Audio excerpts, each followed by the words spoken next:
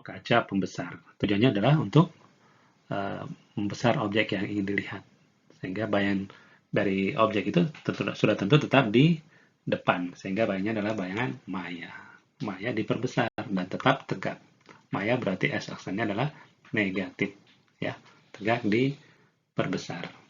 Bagaimana sih prinsip daripada loop itu? Nah, di sini kita lihat dulu. Di sini ada mata melihat suatu objek. Ini ada apa?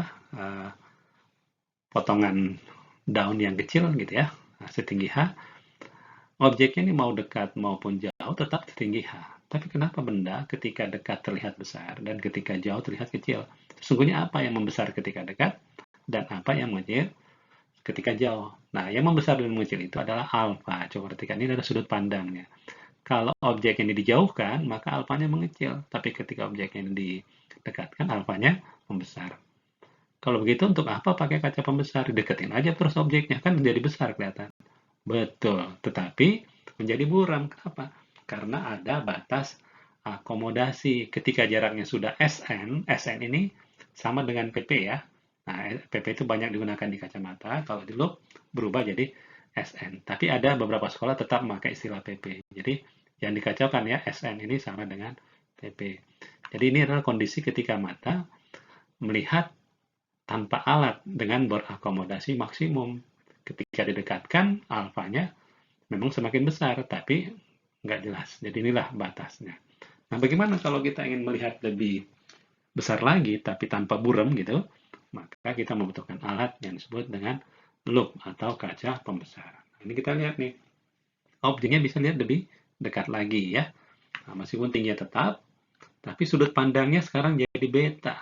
Nih, kita lihat ya sudut pandangnya jadi beta dengan menempatkan objek di ruang 1. Masih ingat, kalau benda di ruang 1, bayangnya di ruang 4. 4 Romawi, adanya di depan.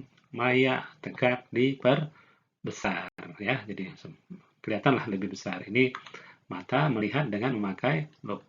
Nah, perbandingan antara sudut pandang menggunakan alat, ini menggunakan loop, dibandingkan sudut pandang tanpa loop dalam keadaan mata berakomodasi maksimum, itu yang disebut dengan perbesaran sudut.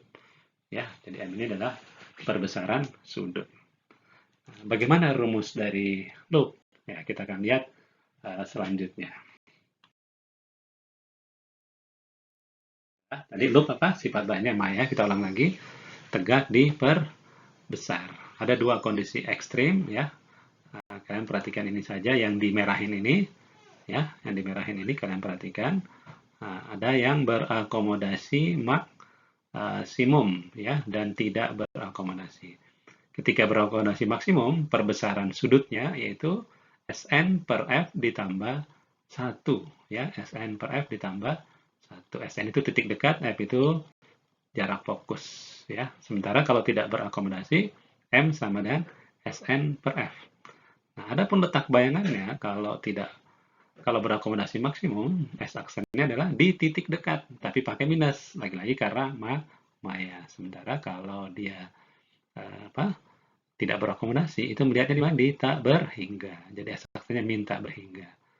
Nah, kalau dia berakomodasi maksimum, S-nya itu kurang dari F. Ya, sementara kalau tidak berakomodasi, tepat di F. Nah, secara umum yang di bawah ini. Adapun jarak fokusnya adalah 1 meter per kekuatan lensa. Kalau nyatakan dalam meter, atau 100 per cm per kekuatan lensa. Untuk mata normal dengan SN-nya 25 cm. PP-nya ya 25 cm. Jangan 25 doang. Nanti kalau satuannya mm bisa salah. Jadi 25 cm atau 250 mm ya. Selanjutnya kita akan kerjakan soal-soalnya.